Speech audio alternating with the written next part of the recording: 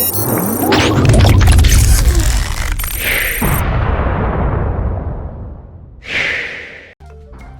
guys, welcome to Gist Media TV. If you're watching this channel for the first time, kindly click the subscribe button to subscribe and also click the notification bell to get notified anytime we drop a new video. Yoruba activist Sunday Adeyemo aka Sunday Igboho has declared the Yoruba nation, claiming that southwestern states are no longer a part of Nigeria. He made the declaration on Wednesday evening during a conference in Ibadan, Oyo State. According to him, it was high time for Yoruba to declare the race a sovereign nation.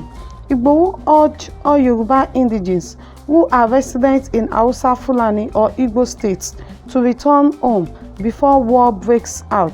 He added that any Yoruba king that denied backing the movement to liberate the Southwest will not see the light of the next day. Although he spoke in Yoruba, the translation of his words goes thus: why are we being slaves in our fatherland? Why are we being enslaved in our whole land? The people that call themselves senators and leaders will be going in traffic and see 4 and 5 years old selling popcorn and puff and they will buy and eat. Have you seen that? They are not worthy to be called leaders, therefore we reject them as leaders. The Yorubas that are everywhere are larger than most countries. Therefore, we call on the global community and United Nations to come and separate us. We are no longer interested in being part of Nigeria.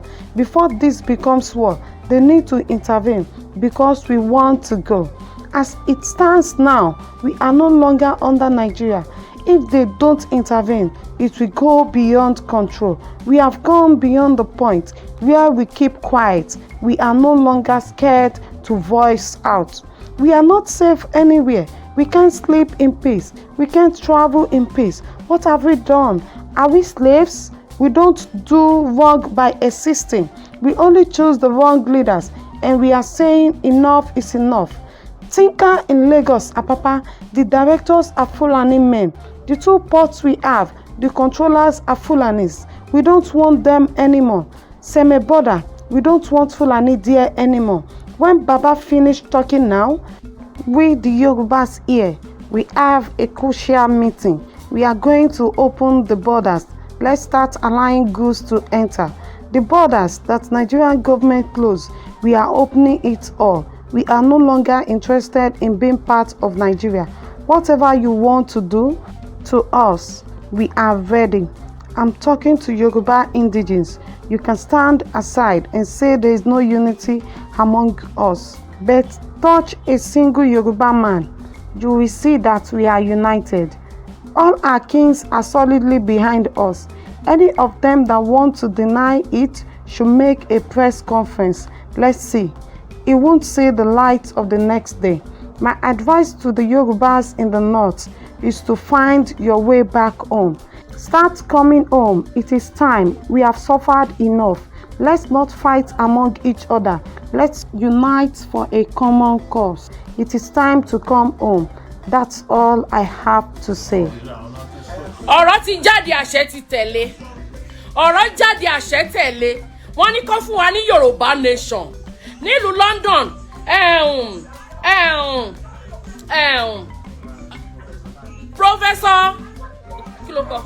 Professor Banji àti Sunday Igboho àtàwọn èèyàn jàǹkànjàǹkàn nílùú London lọ́wọ́lọ́wọ́ báyìí.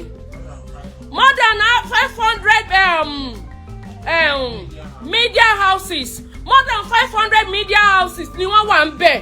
Tí wọ́n ń sọ̀rọ̀ tí Sunday Igboho ń sọ àwọn òyìnbó tó ń sọ àwọn òyìnbó gidi. Olórí búwo ló ní Sunday ògbóyìnbó ní Sunday òkàwé.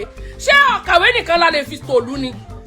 Àwọn tí wọ́n kàwé tí wọ́n ò rí ìlú wa tó ń kọ́. Sunday tó wá ń sọ òyìnbó yìí ṣé dandan. Àwọn tó kàwé gan ṣé olè náà fi ń ṣe. Olè ni wọ́n fi ń jà. Òyìnbó orí burúkú ni wọ́n máa fọ òyìnbó ni wọ́n máa fọ òyìnbó bí ọmọ bọ́lọ́wọ́ àdìsí ni. Àṣírí tí wọ́n fi ń ṣe. Ẹ fún wa ní Yorùbá nation. Now. Ọ̀rọ̀ ti jáde àṣẹ ti tẹ̀lé. Yorùbá nation la fẹ́. Ẹ fún wa ní Yorùbá nation.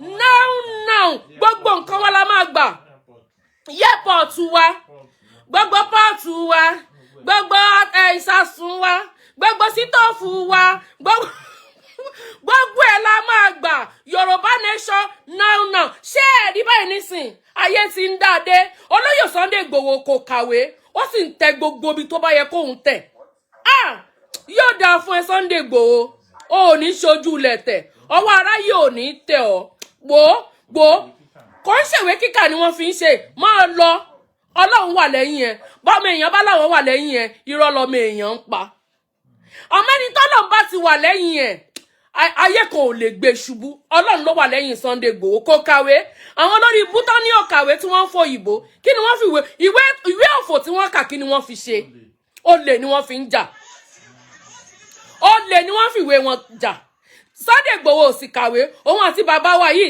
àtàwọn kí lórúkọ bàbá yìí bàbá tó ń jọ ṣe mítìnì Professor Banji àti Sunday Igboho àtàwọn èèyàn jàǹkànjàǹkàn nílùú lọ́dọ̀ wọ́n ṣe mítìnì lọ́wọ́ báyìí tí wọ́n dẹ̀ gbé sórí ayé wọ́n gbé sórí ayé kì í ṣe pé wọ́n láìfù ni o tí wọ́n rìkọ́dì ẹ̀ tẹ́ pé gbogbo 500 media houses ló gbé tẹ́ ẹ máa gbọ́ nínú níwùsì ní báyìí tó bá fi máa ṣe tó ń sì ẹ máa gbọ́ nínú níwùsì Yorùbá nation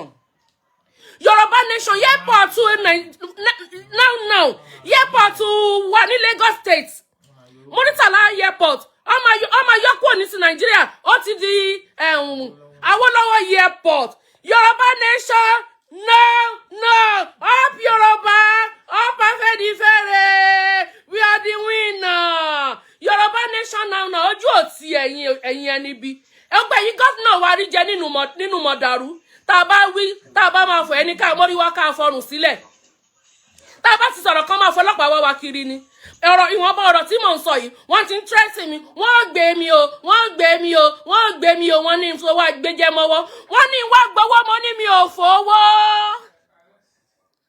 wọ́n fẹ́ fowó tàn mí ṣé ń gbọ́ wọ́n ní ìwà gbowó mo ní mi ò fowó wọ́n ní kí n panu mọ́ mo ní mi ò lè panu mọ́ mo ní a fẹ́ Yorùbá nation Ọlọ́run tó rán mi ń ṣe òní bá mi débẹ̀ mo ní rọlẹ̀ pa Ọlọ́run ó bá mi débẹ̀ wọ́n ní ìwà gbowó mo máa gbowó gidi fún mi mo ní mi ò fowó wọ́n ní lágbájá ń pè mí mo forúkọ bò wọ́n láṣìírí mo ní mi ò wá wọ́n ní tàmẹ̀dọ̀ ń pè mí mo forúkọ bò wọ́n láṣìírí mo ní mi ò wá wọ́n ní kí ni mo fẹ́ mo láfẹ́ Yorùbá nation kan fún wa ní Yorùbá nation now ẹ̀yin ọmọ Yorùbá ẹ dìde o ìyí tí Fúlàní pa wá tó bẹ́ẹ̀ dìde Ọlọ́run ti dìde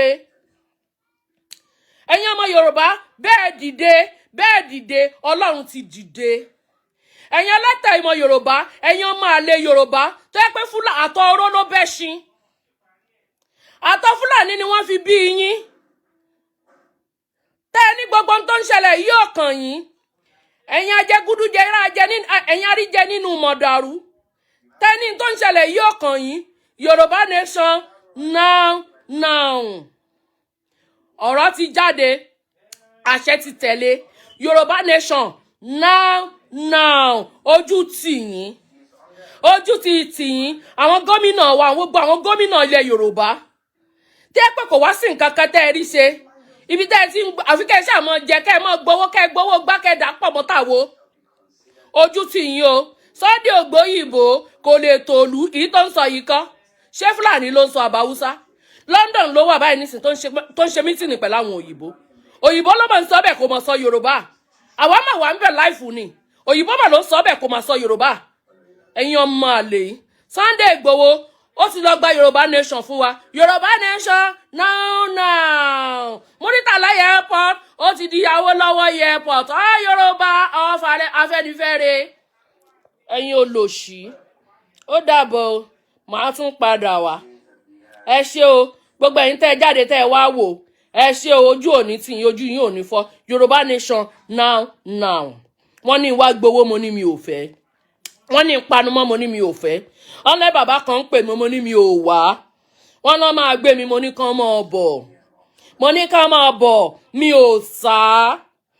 ò sá ẹ gbowó gbóná yín lọ owó lọ ní wá gbà wọ́n fi mílíọ̀nù tàn mí wọ́n ní wọ́n máa fún mi ní mílíọ̀nù kan mo ní mi ò fẹ́ wọ́n ní iye mílíọ̀nù báyìí náà fẹ́ fún mi mo ní mi ò fẹ́ ẹ gbowó yín lọ ẹ mọ̀ pé òun máa gogo mi lẹ́nu mi ò fẹ́ ó dàbọ̀ o wọ́n á tún padà wá tó bá necessary ẹ ṣe.